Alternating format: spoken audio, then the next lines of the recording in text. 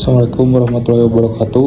Perkenalkan nama saya Adam Kemangkasa dengan PM 211000351. Di sini saya akan mempresentasikan tugas ujian tengah semester pada mata kuliah Pengadilan HAM Internasional.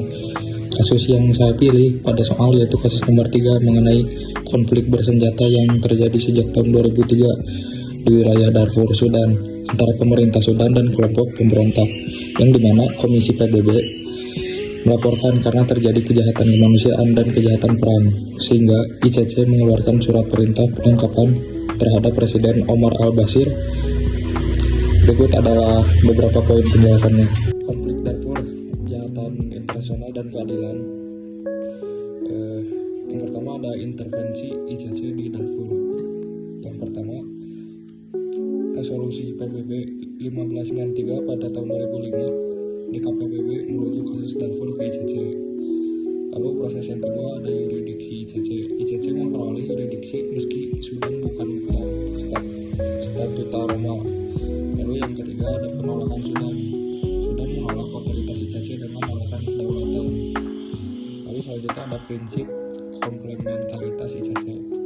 ICC sebagai pelengkap hanya bertindak jika negara tidak mampu atau tidak mau. Lalu Sudan unable, sistem peradilan nasional Sudan tidak efektif. Lalu Sudan unwilling, menolak menyerahkan Omar al-Bashir.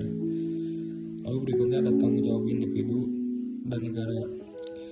Tanggung jawab individu fokus pada pejabat, militer, misi pelaku kejahatan berat seperti kejahatan perang, genosida, dan kejahatan terhadap kemanusiaan. Sedangkan tanggung jawab negara kewajiban mencegah, menindak, memperbaiki akibat kejahatan, mencegah pelanggaran, mengadili pelaku, dan reparasi korban. Lalu berikutnya ada dasar hukum yuridiksi ICC di Sudan. Statuta Roma, ICC bertindak untuk negara peratifikasi atau penerima yuridiksi. Lalu resolusi DKPBB 1593 merujuk Darfur ke ICC berdasarkan bab 7 Piagam PBB. Lalu ada mandat mengikat, semua negara anggota PBB wajib patuh. Lalu selanjutnya ada penerapan prinsip komplementaritas pada Omar al-Bashir. Yang pertama, referral DKPBB. ICC memiliki yuridiksi melalui resolusi 1593. Lalu ada sistem nasional gagal, peradilan Sudan tidak mampu atau tidak serius mengadili. Lalu yang ketiga, ada ICC sebagai last resort, mengambil alih peran karena Sudan gagal memenuhi kewajiban. Nah, mengapa Sudan unwilling atau unable? Karena ada penolakan menyerahkan al-Bashir di unwillingnya. Lalu ada kurangnya kerjasama dengan ICC. Sedangkan di unability-nya, sistem peradilan nasionalnya lemah dan tantangan struktural dan kurang independen. Lalu selanjutnya ada tantangan exhaustion of national remedies. Sistem hukum yang lemah di negara konflik, peradilan nasional tidak efektif. Lalu ada hambatan politik dan keamanan, faktor internal menghambat akses keadilan. Lalu ada interpretasi berbeda, tidak ada standar baru, kapan upaya hukum nasional habis. Nah, berikutnya ada pembedaan tanggung jawab dalam kasus Darfur.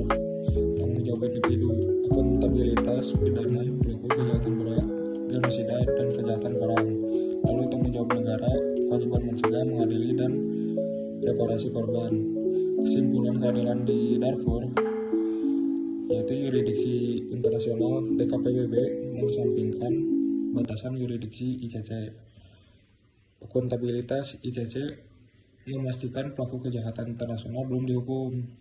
ICC lapis Sudan unwilling dan unable dalam keadilan. Lalu ada tantangan domestik, sistem hukum nasional tidak efektif. Mungkin segitu yang bisa saya jelaskan. Mohon maaf bila ada kesalahan. Assalamualaikum.